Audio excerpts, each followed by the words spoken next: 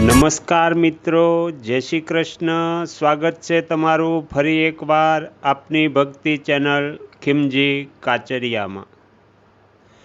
આજે માગશર માસ અમાસ દર્શ અમાવસ્યા.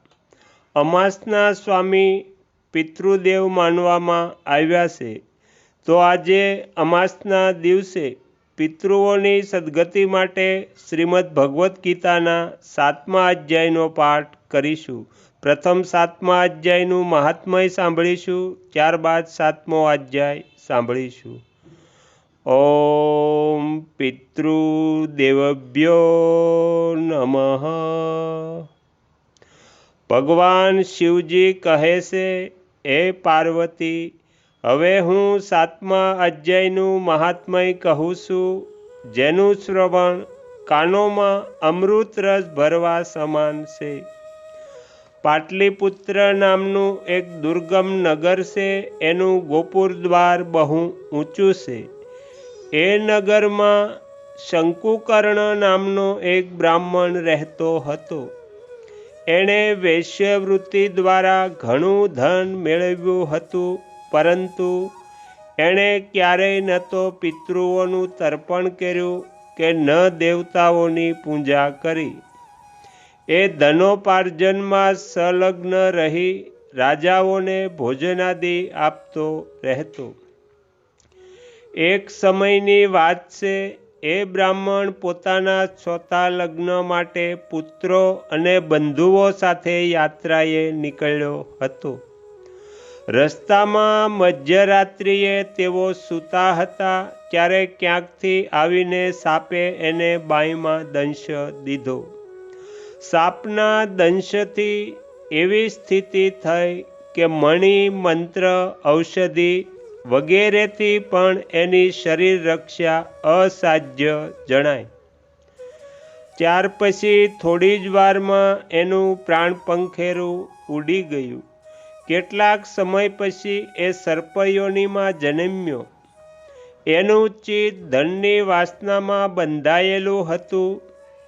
એણે પૂર્વના વૃત્તાંતનું સ્મરણ કરીને વિચાર્યું કે મેં ઘરની બહાર કરોડોની સંખ્યામાં જે ધન દાટી રાખ્યું છે, એનાથી મારા આ પુત્રોને વંચિત કરી જાતે જ એની રક્ષા કરીશ.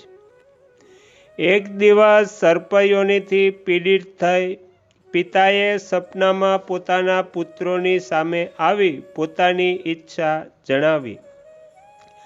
ત્યારે એના નિરંકુશ પુત્રોએ સવારે ઉઠી ઘણા વિષમ્ય સાથે એકબીજાને સપનાની વાત કરી. એમનામાંથી વચલો પુત્ર કોદાળી હાથમાં લઈ ઘરેથી નીકળ્યો અને જ્યાં એના પિતા સર્પયોની ધારણ કરીને રહેતા હતા ત્યાં ગયો. જો કે એને ધનના સ્થાનની પાકી ખબર નહોતી, તો પણ નિશાનીઓથી એણે એ સ્થાનનો નિશ્ચય કરી લીધો અને લોભ બુદ્ધિથી ત્યાં જઈને સાપનું દર ખોદવાનું શરૂ કર્યું. ત્યારે એ દરમાંથી એક ભયાનક સાપ નીકળે છે અને કહે છે, હે મૂર્ખ, તું કોણ છે? શા માટે આવ્યો છે? આ દર કેમ ખોદે છે? તને કોણે મોકલ્યો છે? એ બધું મને કહે. તો પુત્ર કહે છે, હું તમારો પુત્ર છું, મારું નામ શિવ છે. મેં રાત્રે જોયેલા સ્વપ્નથી વિસ્મિત થઈ અહીં દાટેલું સુવર્ણ લેવાના હેતુથી હું આવ્યો છું. પુત્રની આ વાત સાંભળી એ સાપ હસીને ઉચ્ચ સ્વરે સ્પષ્ટ વાણીમાં કહે છે, જો તું મારો પુત્ર હોય તો જલ્દીથી મને બંધનમાંથી મુક્ત કર. હું પૂર્વજન્મના દટાયેલા ધનની રક્ષા માટે જ સર્પયોનિમાં જન્મ્યો છું. પુત્ર પૂછે છે, પિતાજી, તમારી મુક્તિ કઈ રીતે થશે? એનો ઉપાય મને બતાવો, કારણ કે હું બધાને છોડીને તમારી પાસે આવ્યો છું. તો પિતા કહે છે, બેટા, ગીતાના અમૃતમય 7મા અધ્યાય સિવાય મને મુક્ત કરવામાં તીર્થ, દાન, તપ અને યજ્ઞ પણ કોઈ રીતે સમર્થ નથી. ફક્ત ગીતાનો 7મો અધ્યાય જ પ્રાણીઓને જરા, મૃત્યુ વગેરે દુઃખોમાંથી મુક્ત કરનારો છે. પુત્ર, મારા શ્રાદ્ધના દિવસે 7મા અધ્યાયનો પાઠ કરનારા બ્રાહ્મણોને ભોજન કરાવજે. એનાથી નિસંદેહ મારી મુક્તિ થશે. હે વત્સ, યથાશક્તિ પૂર્ણ શ્રદ્ધા સાથે વેદ વિદ્યામાં પ્રવીણ બીજા બ્રાહ્મણોને પણ ભોજન કરાવજે. સર્પયોનિમાં પડેલા પિતાના આવા વચન સાંભળી બધા પુત્રોએ પિતાની આજ્ઞા અનુસાર અને એથી પણ વિશેષ કર્યું. ત્યારે શંકુકર્ણ પોતાના સર્પ શરીરનો ત્યાગ કરી દિવ્ય દેહ ધારણ કર્યો અને બધું ધન પુત્રોને આધીન કરી દીધું. પિતાએ કરોડોની સંખ્યામાં જે ધન વહેંચી આપ્યું હતું એનાથી એ સદાચારી પુત્રો ઘણા પ્રસન્ન થયા. એમની બુદ્ધિ ધર્મ કાર્યમાં લાગેલી હતી, તેથી એમણે વાવ, કૂવા, સરોવર, યજ્ઞ તથા દેવ મંદિરો માટે એ ધનનો ઉપયોગ કર્યો અને અન્ન ક્ષેત્ર પણ ખોલાવ્યા. ત્યાર પછી 7મા અધ્યાયનો નિત્ય પાઠ કરી તેઓ મોક્ષને પામ્યા. હે પાર્વતી, આ તમને 7મા અધ્યાયનું મહાત્મય સમજાવ્યું કે જેને સાંભળવા માત્રથી મનુષ્ય સર્વ પાપોથી મુક્ત થાય છે. હવે આપણે 7મો અધ્યાય સાંભળીશું, જ્ઞાન વિજ્ઞાન યોગ. શ્રી ભગવાન કહે છે, હે પાર્થ, અનન્ય પ્રેમથી મારામાં આસક્ત ચિત્તથી તથા અનન્ય ભાવે મારો આશ્રય લઈને યોગમાં પ્રવૃત્ત થયેલ તું સંપૂર્ણ વિભૂતિ, બળ, ઐશ્વર્યાદિ ગુણોથી યુક્ત સૌના આત્મરૂપ મને જે રીતે સંશય રહિત થઈને જાણી શકીશ એ સાંભળ. હું તને આ વિજ્ઞાન સહિત તત્વજ્ઞાન સંપૂર્ણ કહીશ. એને જાણ્યા પછી સંસારમાં બીજું કંઈ પણ જાણવા જેવું બાકી રહેતું નથી. હજારો મનુષ્યોમાંથી કોઈક જ મારી પ્રાપ્તિ માટે યત્ન કરે છે અને એ યત્ન કરનારા યોગીઓમાં પણ કોઈક જ મારા પરાયણ થઈને મને તત્વથી અર્થાત યથાર્થ રૂપે જાણે છે. મારી આ પ્રકૃતિ પૃથ્વી, જળ, અગ્નિ, વાયુ, આકાશ, મન, બુદ્ધિ અને અહંકાર આમ 8 પ્રકારે વહેંચાયેલી છે. આ 8 પ્રકારના ભેદવાળી તો અપરા અર્થાત મારી જડ પ્રકૃતિ છે. અને એ મહાબાહો, એનાથી બીજી કે જેનાથી આ સંપૂર્ણ જગત ધારણ કરવામાં આવે છે એને મારી જીવરૂપા પરા અર્થાત ચેતન પ્રકૃતિ જાણ.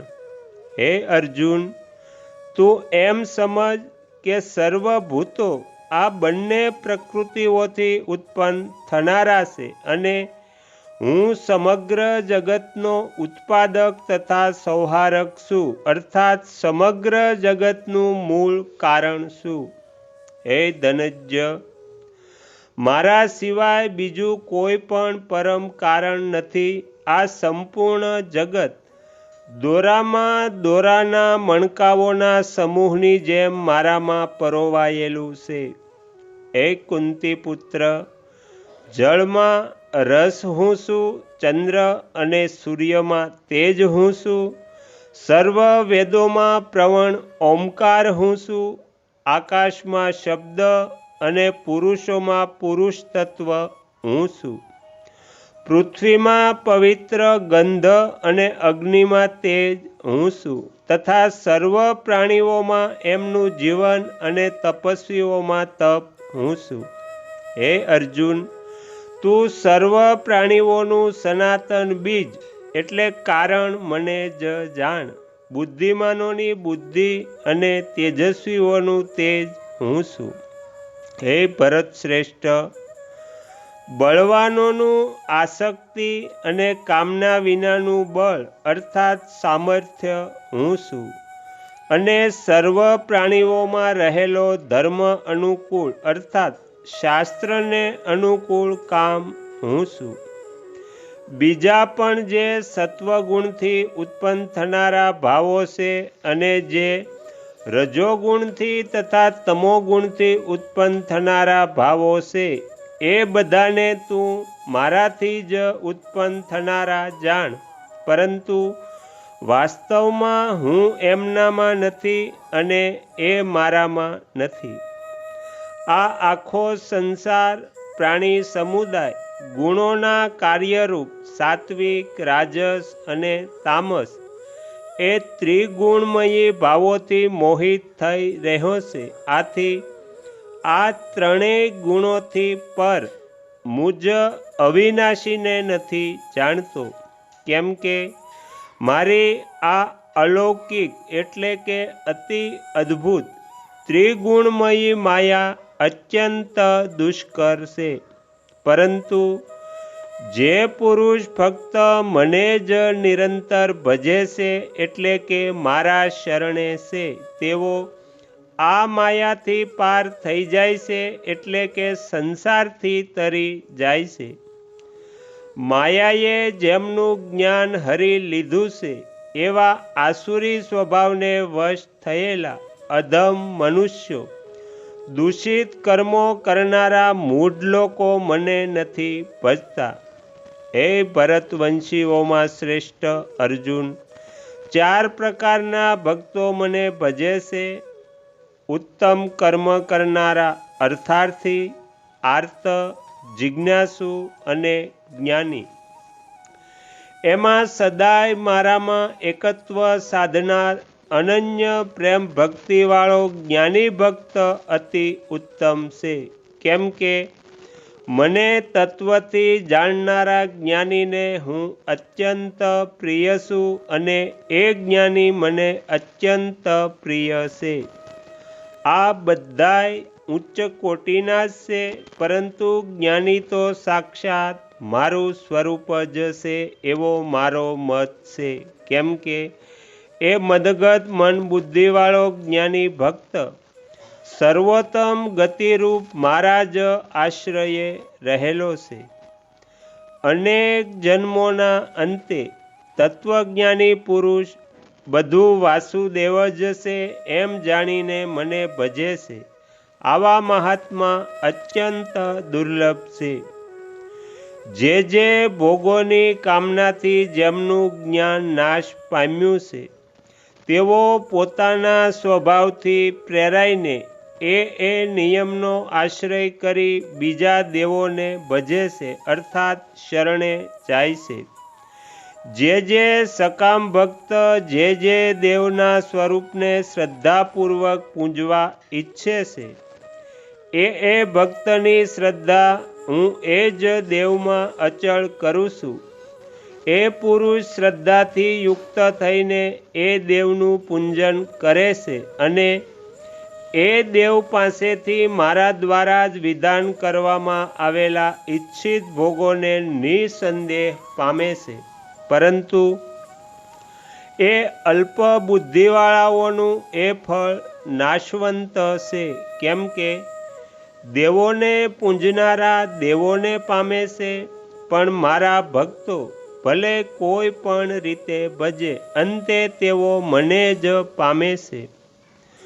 બુદ્ધિહીન મનુષ્યો મારા સર્વોત્તમ અવિનાશી સૂક્ષ્મ સ્વરૂપને ન જાણનારા, મન ઇન્દ્રિયોથી પાર અવ્યક્ત રૂપ મુજ સચ્ચિદાનંદ ઘન પરમાત્માને મનુષ્ય રૂપમાં જન્મેલો સ્થૂળ દેહધારી માને છે. મારી યોગમાયાથી ઢંકાયેલો હું સર્વને પ્રત્યક્ષ નથી.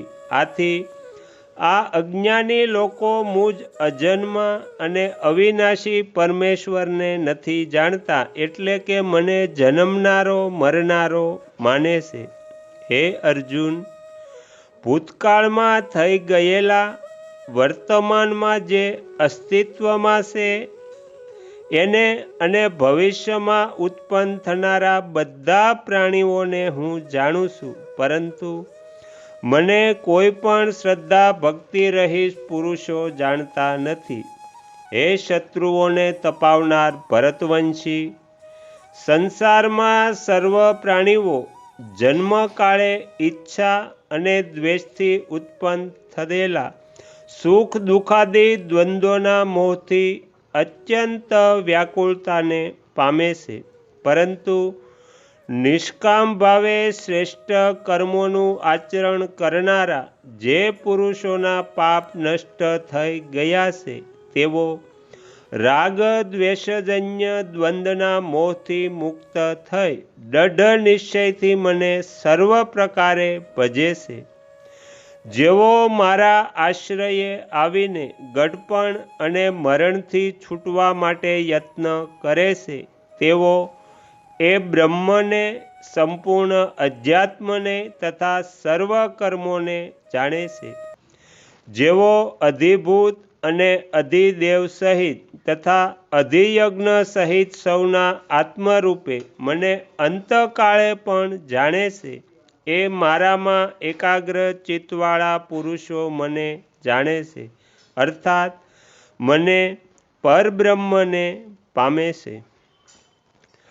આ પ્રમાણે ઉપનિષદો, બ્રહ્મવિદ્યા તથા યોગશાસ્ત્રરૂપ શ્રીમદ્ ભગવદ્ ગીતામાં શ્રી કૃષ્ણ તથા અર્જુનના સંવાદ વિશે જ્ઞાન વિજ્ઞાન યોગ નામનો 7મો અધ્યાય સંપૂર્ણ.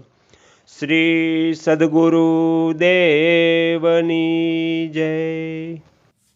આગળના વિડીયો જોવા માટે આ ચેનલને સબસ્ક્રાઈબ કરો અને જો આ વિડીયો પસંદ આવ્યો હોય તો લાઈક કરો.